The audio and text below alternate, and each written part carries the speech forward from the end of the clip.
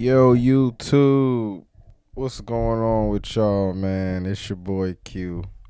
Back at y'all with another video. Today I wanted to do another one of my reaction videos, y'all. So apparently today was the Combine press conference. Nick Sirianni and Howie Roseman spoke at the press conference today at the Combine, and they had a lot to say. A lot of good questions were asked at the Combine, which is very surprising, you know, knowing how the Philadelphia Eagles media operates. But let's get into these. Let's get into this press conference. I'm gonna do the first press conference I'm gonna watch because they're pretty long. So the first one I'm gonna watch is Howie Roseman, and then maybe the next video I'll do one of I'll react to Nick Sirianni's. But first, let's get into what Howie Roseman had to say about the state of the Eagles at the Combine, at the NFL Combine. Let's get to it. Let's get it. Yeah. From Atlanta. Did you have one, or did I put you on the spot? No, I'm good. Anyone else who directs in a tux gets the next question. So what is your plan to put this team in winning situations this year?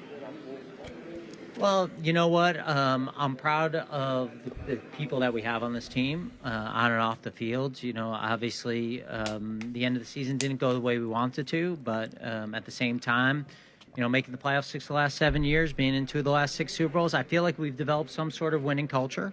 Now we got to add to that, and I think we got a lot of work to do. Facts. A winning culture has definitely been established in Philadelphia when it comes to the Eagles. Like he said, been in the playoffs 6 straight seasons. I said 6 straight seasons. 6 of the last 7 seasons, which is very good. So it's like we're always giving ourselves a chance to win a Super Bowl every year. And that's what I like to hear, and that's what I like to see. Let's just see how we can add to that. You know, I'm a little bit excited about kind of aggressively going after some future players that we did to start this off and bringing back at least one of our guys. So it's a good start, but we got a lot of work to do, and I'm excited to do it with the people that we get the opportunity to do it. Howie, can you give us an update on Hassan Reddick? Where are things with Hassan? There was a report he was allowed to seek a trade. Do you expect him to be back next year? Well, I'd say this, Hassan, obviously, unbelievable player for the Philadelphia Eagles. True. Local kid, great success story, Camden, Temple, Philly. Love having Hassan. I think that, you know, anything that you're trying to do, you're trying to blend, obviously, what you're trying to do this year and how you're going to look in the future. And I think that's the hardest job. But certainly, you know, don't want to get into any specifics with any conversations with players, but have tremendous respect for the player and the person. With him, what's the best case scenario? A CRM shouldn't My weigh bad, your Joe. I don't budget got down. premium. It should lift your teams up. A CRM. I think honest communication is the best case scenario with all your players, and understanding where you stand, and not being afraid to have open doors of communication and hearing where they feel and where we feel.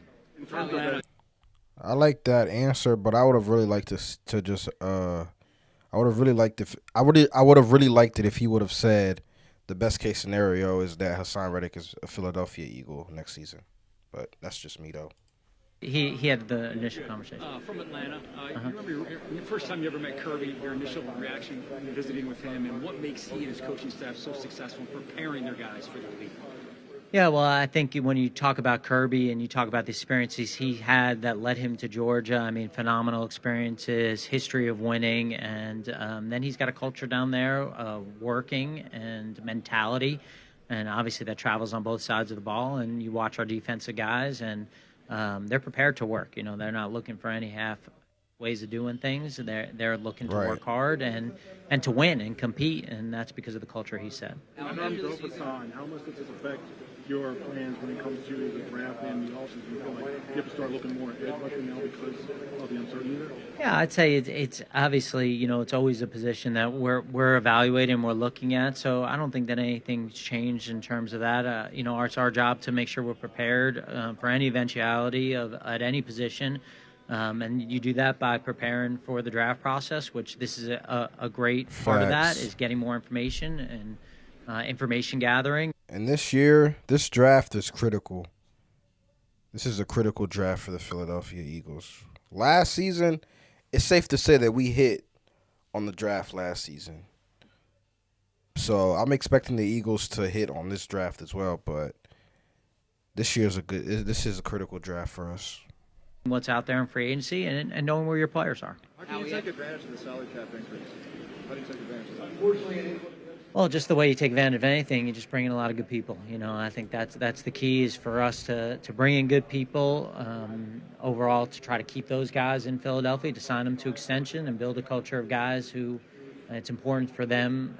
The team's important, the city's important for them, and I think we got a good start on that. How much does it change? You said you don't want to overreact to an aberration. As you analyze it, do you view the last few weeks as an aberration? I don't know that I think about it other than how do we improve? How do we get better as quickly as we can? How do we put our resources in the right position? How do we make good decisions after good decisions? Certainly we weren't good enough. I think that Right. luckily we've gotten to a point here where the standard is trying to compete for world championships. And so if a season ends, whether it's this year, which was disappointing, or last year, which was disappointing, that's really what we're trying to do. So I think it's clear to me that we weren't good enough to do that this year. And so I got to do whatever I possibly can to do better. And I got to look at it with open eyes and think about, what things that I can do to help the team do better next year. Howie, what's your biggest deterrent when evaluating the quarterbacks? What are some of the things that you don't want to see? Could be off field or even on their play. Are you talking about just in general about quarterbacks? When you're doing the evaluation process, what are some of the scary things that you don't? Yeah, I think just look at our starting quarterback and the traits that he has. Unbelievable work ethic, Right. Unbelievable physical talents, desire to be coached, a desire course. to learn. Off the field, all he wants to do is work and be with family and friends. And so I think it's a lot of the things that you'd look for, in any leader, in any organization, to have these kind of traits. And obviously there are physical parts of that go with accuracy and anticipation and being able to extend plays and being able to make every throw. You've had the luxury in recent years of not needing your rookies to play a ton right away, but are there ways in which that sort of complicates the self-scouting, self-evaluation process? I think when we look back, and Coach and I talk about it a little bit, it's okay to play some young players. It's okay for them to get experience and kind of see what you have. And I think the Eagles did do a good job of that last season, giving the young guys opportunities. Because I don't know if y'all remember when Jim Schwartz and Doug Peterson was here on the Philadelphia Eagles, they were reluctant to give the young guys opportunities to play. So it's nice to see that the young guys are getting opportunities to play. So that's good. based on where some of our guys were, they had the ability to sit back and learn a little bit because of the situations that we were in. I think going forward, it's going to be harder to do that. Obviously, just as you look at our team and who is making a lot of money, and we had a little bit of extra picks over the last couple of years. So I think that for us to play our young players, to develop them, I think that's something that Coach and I have talked about, to not be afraid of. That's why you draft them. That's why you sign them. And so you have that, and you'll have a depth chart where they'll be a little bit uncomfortable about, this guy necessarily hasn't shown it, but we believe in this player. And so I think that'll be an area for us to kind of maybe grow on and I don't want to say improve because we had good players at those positions, but That's exciting, I think, in a lot of ways. Howie, when it comes to the cap, I'll come. When you look at upgrading defense, like what's your top priority as a team in your biggest offseason need there? Yeah, I think that, again, I think going back to the question, I think you want to improve every area, every layer of your team.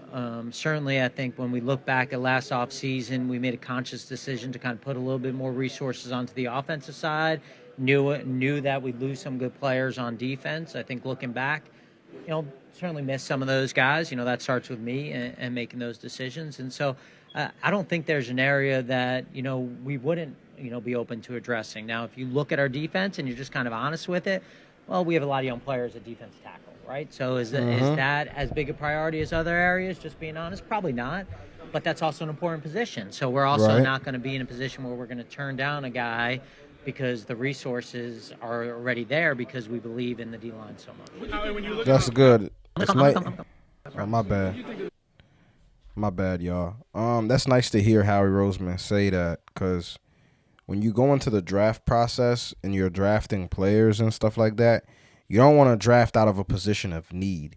You want to just take the best player available on the board, and that's what the best drafting teams do. That's what they do. They take the best player available on the board. They don't care what they need and this, and that. You take the best player available on the board and you just make it work. So that's good to hear him say that. Shane Steichen did in his first year in Indianapolis, and if, so far, any areas of growth from... Are you a Colts writer? Yes. Okay, that gives me perspective. It's funny because last year at the Combine, Shane's room was on the same floor as mine, and like 3 times I was trying to see him. I hadn't seen him since the Super Bowl, and he texted me. He's like, I got something for you. So I'm sitting there, I'm going, this guy's going to give me a great present. He's so happy of the players we got him. He's got this head coaching job and head coaching money.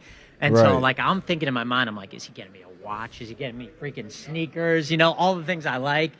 And he's like, bro, I have this green sport jacket. I'm like, we have nothing similar in terms of body types, you and I, bro. I can't even wear this. So I actually just gave it to Nick. So, which probably different body types too. So I think that, Shane has this savant-like approach to football. He's all ball all the time. Any conversation you want to talk to him about football, about players, he's there.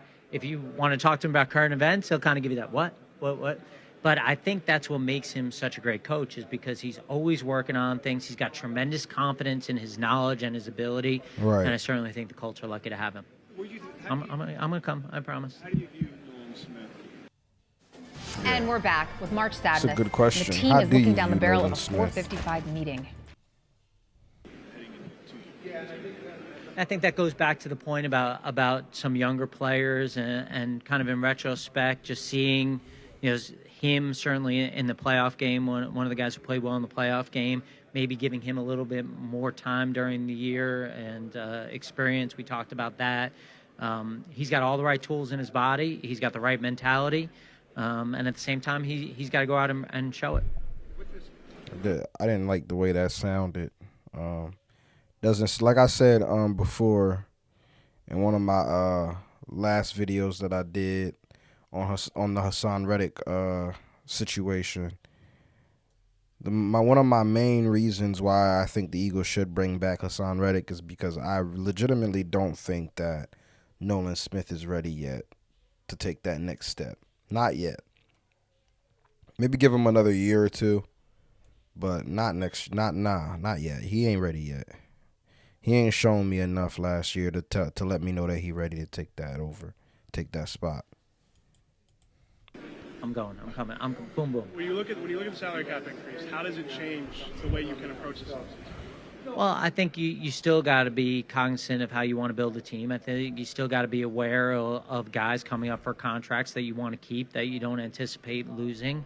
And I think it also gives you some flexibility to not force things, to have the ability to walk away from a deal and understand that may come about at another time. So I don't think you want, it's still the same amount of money. It's like if you win $5, it's still your $5. You don't want to just throw that $5 out pretend like it's not yours. So this is our salary cap money. We got to make sure that we're still making good decisions with it, because at the end of the day, as we go forward, we do have a lot of guys making a lot of money.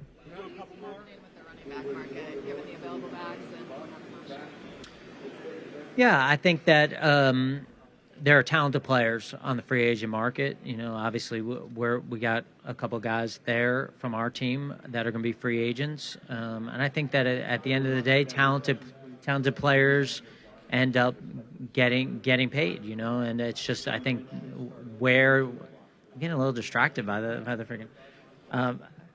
Is Dom doing the security? Are you Stop doing John distracting Lynch's my boy, security man. right now, Dom? They left. So I think everyone will kind of have a value on the players just like any other position, and obviously those guys handle the ball a lot, and they're important players. Given Vic's experience as a defensive coordinator, does he get more sway when it comes to personnel? I'm sure he thinks that. No, I'm just kidding. Obviously, tremendous respect for Vic. Know him for a long time, Right. and he's had tremendous success. And What Howie Roseman is trying to say is, yes, he is. Yes, he will get a lot of say in personnel, nigga. You can't, bro. You gotta let go a little bit, Howie. Let that man work.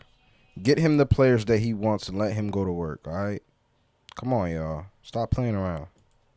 when we talk about how we build a team overall, obviously that's something that's important to us. But by the same token, knowing what the coordinator is important to the coordinator and the system so that it can be successful is important as well. How big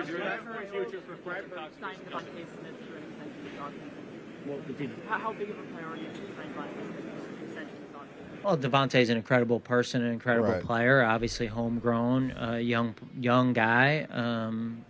Without getting into specifics, those aren't guys that you really want to leave.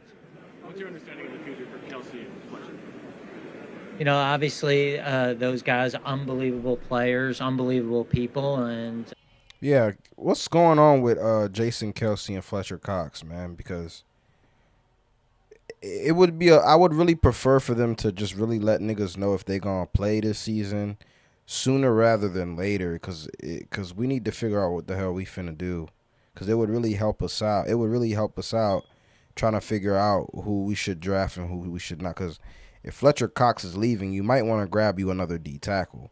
If Jason Kelsey is leaving, unless you believe in Cam Jurgens like that, you might want to get you another center.